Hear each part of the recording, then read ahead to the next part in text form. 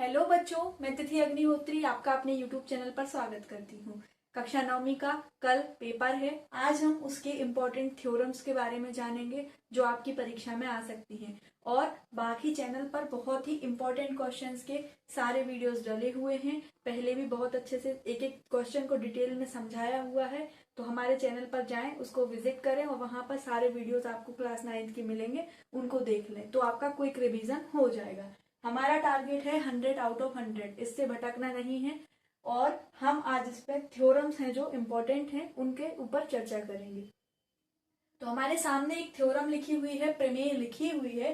किसी समांतर चतुर्भुज का एक विकर्ण उसे दो सर्वांगसम त्रिभुजों में विभाजित करता है। मतलब कोई समांतर चतुर्भुज है और उसका कोई एक विकर्ण है जो उसको दो सर्वांग सम त्रिभुजों में समद्विभाजित करता है। तो सबसे पहले तो आप ये समझिए सर्वांग समता क्या होती है। सर्वांग समता के नियम आपके क्या होते हैं वो आपको मेरे चैनल पर मिल जाएंगे, वहां जाके अच्छे से समझ लेना। और एक शॉर्ट रूप में आपको समझा देती हूँ यहाँ पे कि सर्वांग समता मतलब होती है ऐसे दो त्रिभुज जो एक दूसरे के ऊपर रखें, या यूं कहें कि उनके दो कोण एक भुजा बराबर होगी, दो भुजा एक कोण बराबर होगा, या तीनों भुजाएं बराबर होंगी। कोई तीन ऐसी कंडीशंस जो दोनों में कॉमन होती हैं, बिल्कुल उभयनिष्ठ होती हैं, उस स्थिति में वो दोनों त्रिभुज कैसे होते हैं, सर्वांग सम होते हैं। तो सिर्फ हमें यही प्रूफ करना है यहाँ पे कि यदि कोई समांतर चतुर्भुज हमें दिया जाता है और उसका कोई एक विकर्ण है तो वो उनको दो बराबर त्रिभुजों में सर्वांग सम त्रिभुजों में विभाजित करता है। तो यहाँ पर एक चित्र बना हुआ है, ए बी सी डी एक कैसा है, समांतर चतुर्भुज है और इसका एक विकर्ण है जो क्या है, AC है। तो सबसे पहले हम क्या करते हैं, दिया है लिखते हैं, फिर सिद्ध करना, या कोई रचना कर रहे हैं तो रचना लिखते हैं, है ना, फिर उत्पत्ति लिखते हैं। चूंकि हमने यहाँ पर कोई रचना नहीं की है, जो हमें दिया गया है वही हमने लिखा है। अलग से कोई रचना की होती, कहीं लंब डाला होता है ना, या कोई अन्य बिंदु लिया होता तो हम उसको रचना बोलते हैं। पहली चीज तो आप इसके ये चरण समझिए क्या क्या होते हैं। आपको सबसे पहले चित्र बनाना है थ्योरम्स को, एक बिल्कुल इजीली। अगर कोई भी थ्योरम आ रही है, मान लो आपको जो थ्योरम नहीं बन रही है वो भी पेपर में आई है, तो कम से कम पूरे नहीं तो आधे नंबर तो आप उसको मार्क करके ही आएंगे कि आपका टारगेट हो जाए कि वो आधे नंबर तो आपको जो क्वेश्चन बन भी नहीं रहा है उसके भी मिल जाए। तो कैसे करना है, सबसे पहले आपको उस प्रमेय को पढ़ना है, उस थ्योरम को पढ़ना है ध्यान से, फिर चित्र बनाना है, फिर दिया है लिखेंगे आप। दिया है में वो चीजें जो आपको प्रश्न में ही मिल जाती हैं, प्रमेय में ही मिल जाएंगी, कि प्रमेय का जो कथन है उसमें ही लिखा है। जैसे कि उदाहरण के लिए यहाँ पे लिखा है कि एक समांतर चतुर्भुज का एक विकर्ण, मतलब यह क्लियर हो गया हमारे लिए कि एक समांतर चतुर्भुज है। समांतर चतुर्भुज की जो रचना होती है आप उसको लिख लीजिए, बना लीजिए। और विकर्ण एक, तो आप चाहे ये वाला विकर्ण लीजिए चाहे एक लेना, सिर्फ कितना है, एक विकर्ण है ना, को दो सर्वांगसम त्रिभुजों में बांटता है। तो हमें ये चीज सिद्ध करनी है यहाँ पे, ठीक है। और एक चीज और आपको बता दूं, जब भी आपसे कोई भी चीज सिद्ध करने को कही जाती है सर्वांग समता से रिलेटेड, तो आपको कोशिश ये करनी है कि उस प्रश्न में कोई भी तीन चीजें जो दो भागों में विभाजित हुई हैं, वो कोई भी तीन चीजें आपस में बराबर हो जाएं, उनमें कॉमन आ जाए, उभयनिष्ठ आ जाए, तो आपका वो सर्वांगसम सिद्ध हो जाता है। और दूसरी सबसे बड़ी चीज, जब भी आपको थ्योरम्स दी जाती हैं या प्रश्न आते हैं उन थ्योरम्स पे आधारित कि ये प्रमेय है, इससे आधारित ये प्रश्न है, जैसे अपनी समान अनुपातिक वाली प्रमेय थी, है ना, कि समान अनुपात में विभाजित हो रही है कोई चीज तो उसकी प्रमेय बनाई गई थी, फिर उस पर आधारित प्रश्न दिए जाते हैं। तो कैसे करते हैं उनको, हमें मेनली क्या करना होता है, या तो उनके बीच में एंगल यानी कि कोण फाइंड करना पड़ता है, कोण निकालना पड़ता है।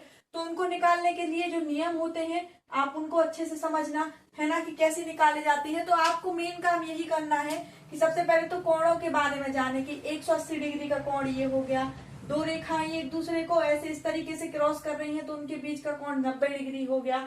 ये सारी चीजों को आप जब डिटेल से समझ लेंगे अच्छे से तो ये चीजें तो आपसे खुद ब खुद बन जाएंगी, है ना। तो यहाँ पे हमें क्या सिद्ध करना है कि समांतर चतुर्भुज का कोई विकर्ण है जो कि उसको दो समान त्रिभुजों में विभाजित करता है। तो हमने सबसे पहले चित्र बनाया, फिर लिखा दिया है, क्या दिया है, अब हमें जो दिया गया है प्रश्न में वही लिखना है कि समांतर चतुर्भुज ABCD है।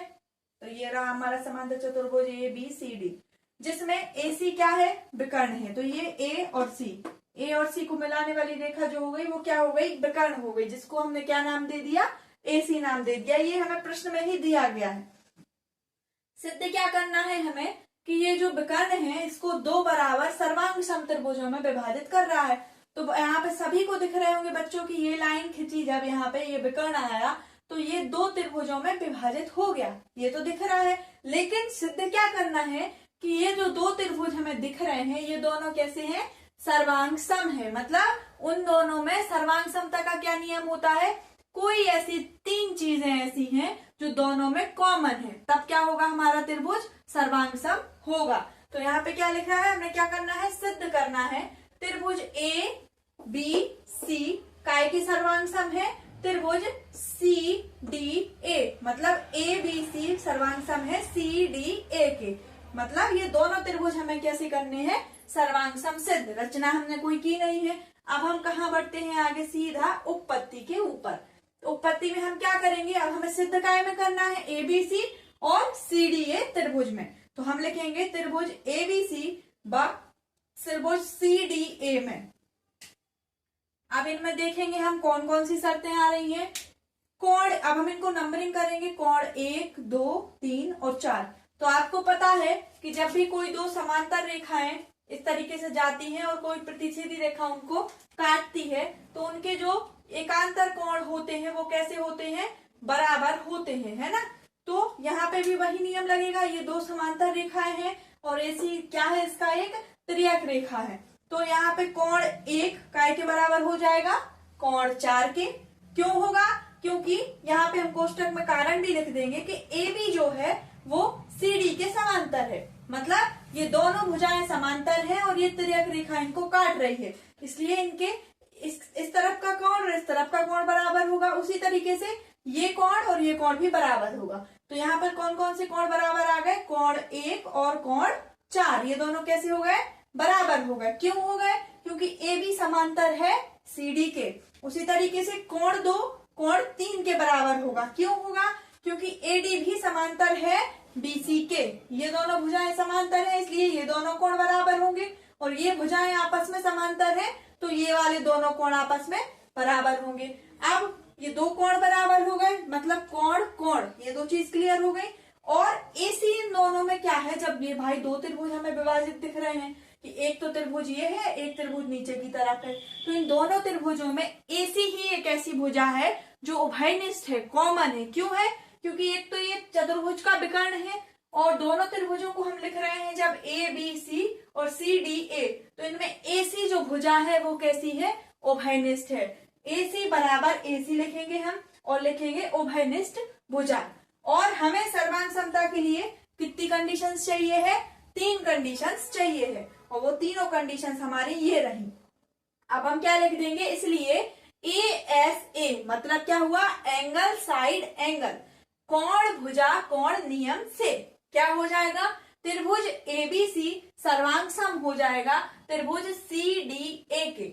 यही हमें सिद्ध करना था कि ये दोनों त्रिभुज आपस में सर्वांग सम है। तो क्या किया हमने, 3 कंडीशंस, बस इसको क्या करना है, हमें सेटिस्फाई करना है कि 3 चीजें आपस में बराबर हो जाए दोनों त्रिभुजों में, है ना। जो भी त्रिभुज हमें सर्वांग सम सिद्ध करने हैं 3 कंडीशंस उसमें अप्लाई करिए आप, चाहे आप कोण बना लीजिए बराबर या भुजा बराबर करिए, कुछ भी करिए, लेकिन 3 कंडीशंस आपको अप्लाई करनी है, उसके बाद वो त्रिभुज आपस में सर्वांग सम हो जाते हैं। हमने यहाँ पे क्या किया कि हमने कोण 1 और कोण 4 बराबर कर दिए, कोण 2 और कोण 3 बराबर कर दिए, है ना। और एसी और एसी कैसी है, उभयनिष्ठ भुजा है, इसलिए त्रिभुज एबीसी सर्वांग सम हो जाएगा सी डी ए के। जो नियम कौन सा है हमारा, ए ऐसे एंगल साइड एंगल, कोण भुजा कोण, है ना। नियम से त्रिभुज एबीसी सर्वांग सम होगा त्रिभुज सी डी ए के, इति सिद्धम। यही हमें सिद्ध करना था। तो बच्चों उम्मीद करती हूँ कि ये प्रमेय सभी को बहुत अच्छे से समझ में आ गई होगी। और एक चीज बता दूं कि जब भी आपके सामने प्रमेय आए, प्रश्न आए, है ना, एंगल निकालने के लिए आए, कुछ भी आए, आपको सबसे पहले ये देखना है कि रेखाएं कैसे प्रतिच्छेद कर रही हैं, उनमें कौन सा फॉर्मूला फिट होगा कि एकांतर कोण हो रहे हैं, है ना, एक इस तरफ का कोण एक इस तरफ का कोण, किस तरीके के कोण बन रहे हैं इनके बीच में। आप इस चीज को समझ लेंगे तो ये चीज तो आपके लिए ऑटोमेटिकली इजी हो जाएगी, बिल्कुल ही। और जब भी सर्वांग समता की बात आए तो आप एक दिमाग में बात लेके चलना कि आपको कुछ भी हो जाए 3 कंडीशंस हैं उनको फॉलो करवाना है। तीन जो चीजें हैं जो दोनों त्रिभुजों में बराबर होनी चाहिए, वो ऑटोमेटिकली ही त्रिभुज सर्वांग सम हो जाएंगे। चलिए बच्चों, अब अगली थ्योरम्स की ओर बढ़ते हैं। अगली थ्योरम है हमारी, एक समांतर चतुर्भुज में सम्मुख भुजाएं बराबर होती हैं। ये थ्योरम इसलिए सिलेक्ट की है, जो आपने पिछली थ्योरम देखी है, पिछली प्रमेय सीखी है, उससे ही रिलेटेड है, ताकि आपको और अच्छे से वो भी क्लियर हो जाए और उसके आगे एक दो स्टेप करने से ये वाली थ्योरम भी आपकी कवर हो जाएगी। एक समांतर चतुर्भुज में सम्मुख भुजाएं बराबर होती हैं। अभी आपने क्या सिद्ध किया था कि कोई विकर्ण है उसको क्या करता है, दो सर्वांग सम त्रिभुजों में विभाजित करता है। अब सिद्ध करना है कि सम्मुख भुजाएं कैसी होती हैं, आमने सामने की भुजाएं। सम्मुख मतलब आमने सामने की, है ना।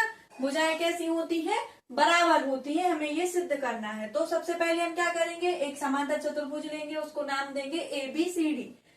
समांतर चतुर्भुज बनाने के बाद हम क्या करेंगे, दिया है मतलब क्या क्या चीजें हमें दी हैं, तो हमें सिर्फ प्रश्न पढ़ेंगे क्या लिखा है कि एक समांतर चतुर्भुज में सम्मुख भुजाएं बराबर होती है।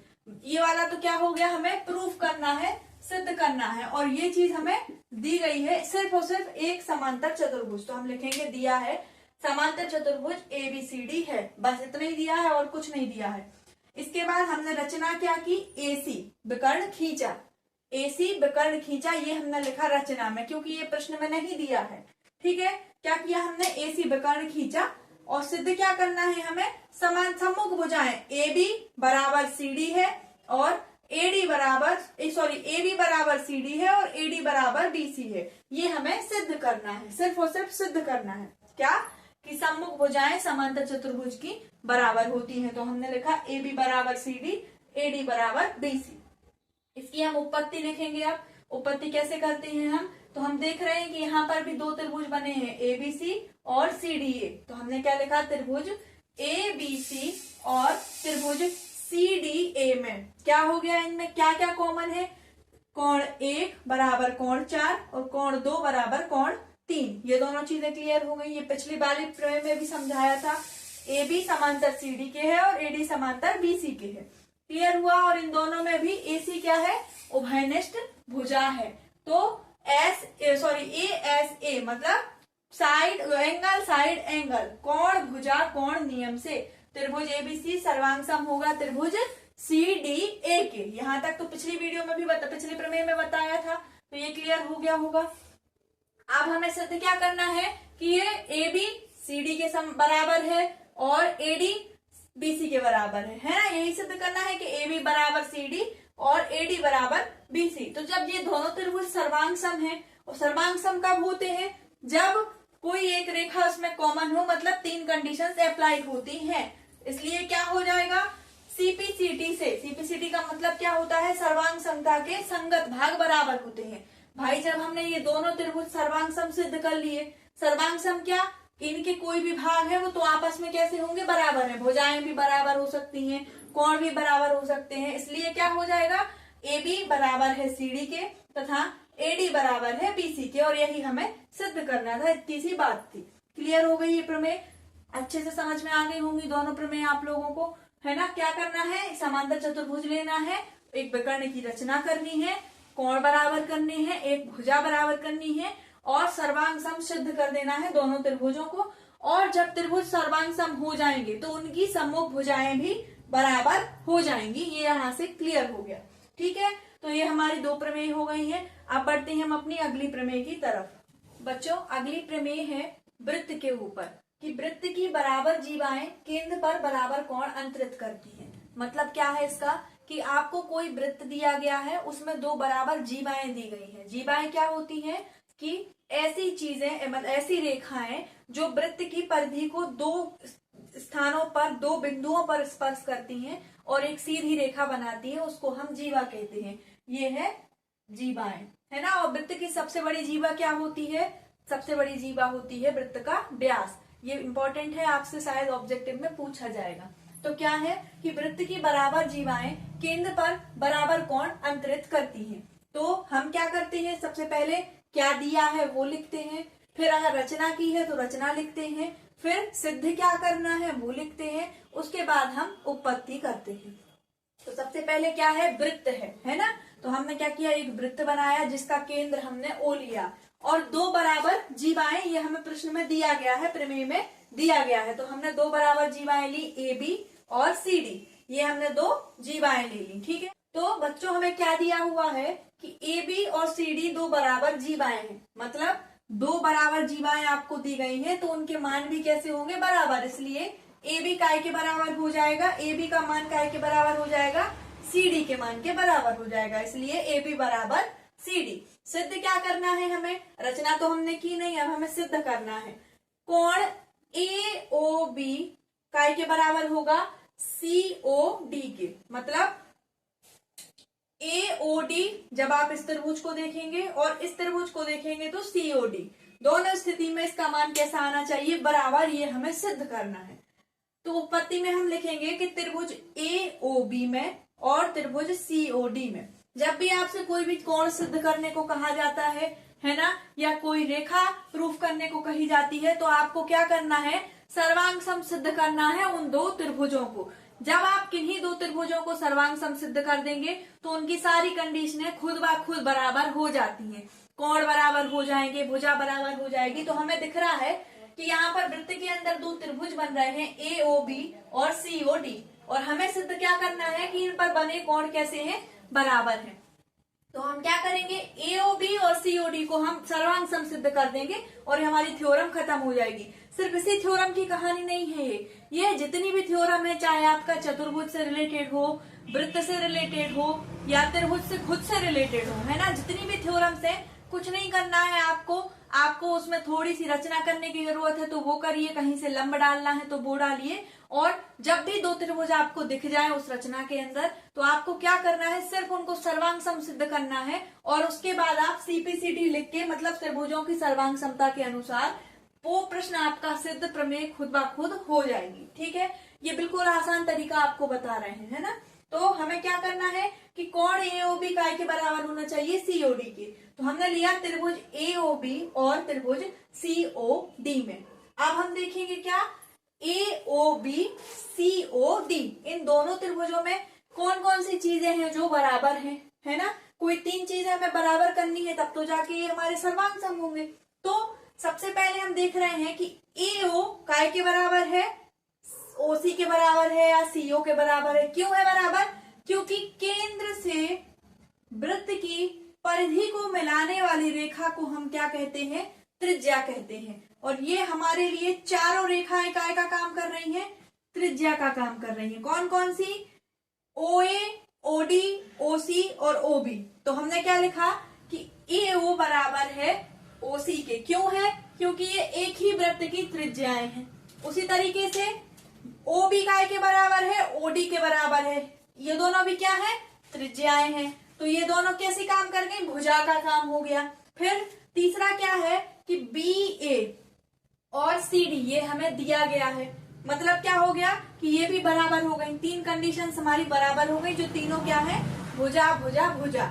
इसलिए भुजा भुजा भुजा सर्वांग समता के नियम से त्रिभुज ए ओ बी सर्वांग सम सिद्ध होता है त्रिभुज सी ओ डी के। और हमने इसको सिद्ध कर लिया, इसका मतलब क्या हो गया कि अब इनका जो भी कोण है, जो भी रेखा हमसे पूछी गई है, वो भी कैसी होगी, बराबर होगी। क्यों होगी, क्योंकि हमने इस वृत्त के अंदर दोनों त्रिभुजों को सर्वांग सम सिद्ध कर दिया है। सर्वांग सम मतलब उनकी जितनी भी चीजें हैं वो आपस में कैसी हो जाएंगी, बराबर हो गई है ना।